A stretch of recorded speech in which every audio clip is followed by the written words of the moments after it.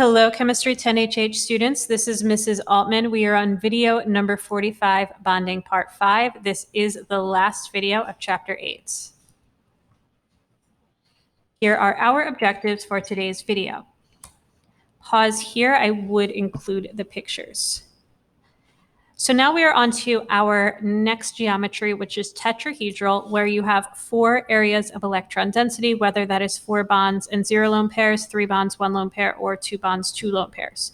Some of you are probably sitting there wondering, what does a wedge mean and what do those filled in lines mean?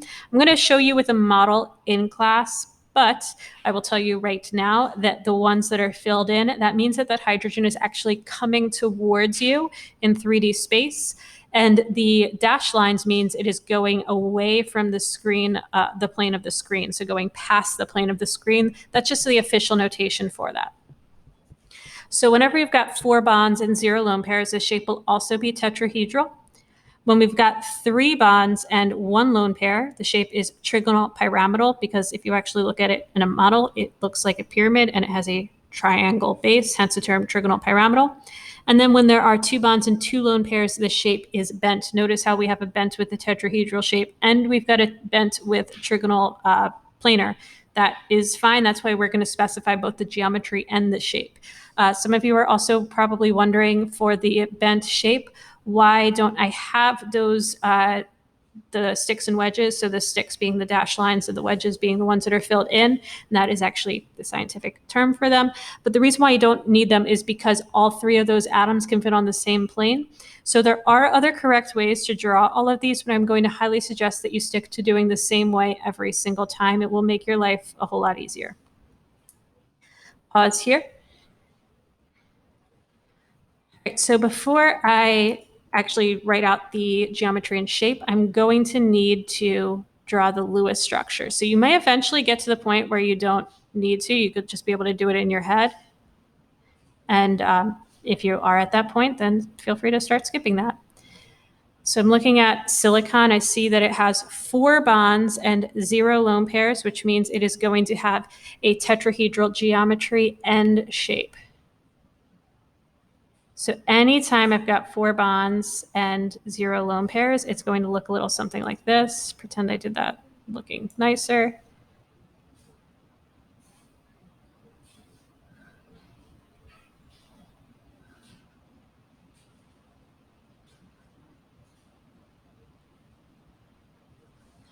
Right. Now for nitrogen trichloride, I draw the Lewis structure. I see it's got 3 bonds and 1 lone pair. So that means it's going to have a tetrahedral geometry, but a trigonal pyramidal shape.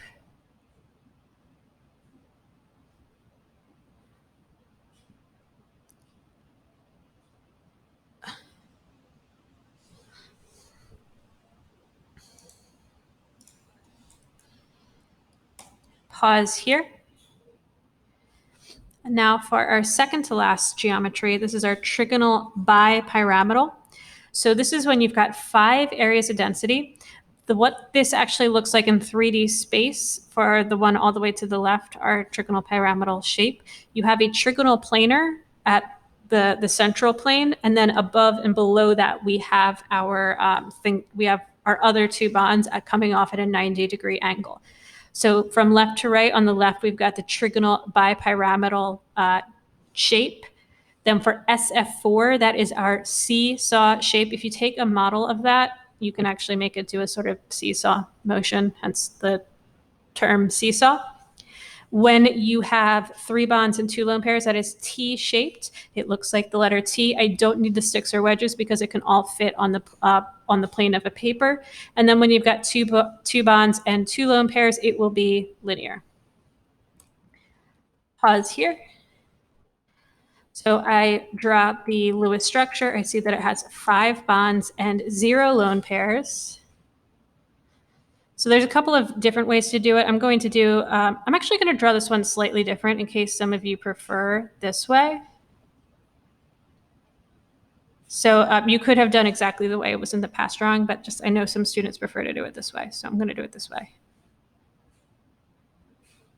They're both correct, by the way. There's oftentimes more than one correct way to do these.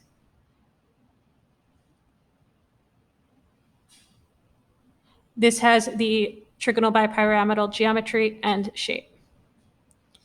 So sulfur tetrafluoride you already had in there, so you could have just used that, but you have 4 bonds and 1 lone pair,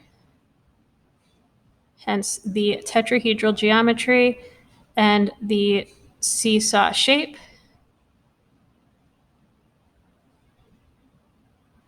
And then for chlorine trifluoride, I'm going to do the Lewis structure first.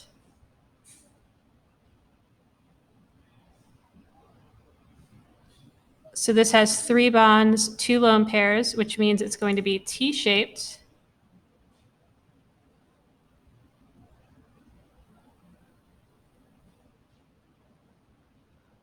I guess what I had before was kind of T-shaped. I could have left it. I just didn't really think about it. And then we've got one more geometry. Pause here. All right, so when you have 6 areas of density, it is called an octahedral. You're probably thinking octa, doesn't that usually mean 8? And you would be correct in thinking that. If you take in that 3D structure and you fill it in, meaning that you make it look like you give it flat faces instead of empty space, it's going to have 8 faces, hence the term octahedral. The bond angles are 90 and 180 degrees. So it's like having first a square of 4 and then one going away from you and one going towards you. When you have 6 bonds and no lone pairs, like the SH6 example we have here, the shape is also octahedral. When we've got 5 bonds and 1 lone pair, it is a square pyramid or square pyramidal because we have a base of a square and it looks like a pyramid. If you have 4 bonds, 2 lone pairs, that is going to be square planar. I didn't include pictures for the last 2, the T-shaped and linear, because they are just so uncommon that it wasn't really worth it for me to include it in the notes, but they do exist, so I wanted you to have had them in your notes. All right, that is all for today's video. Thank you so much for watching and have a great night.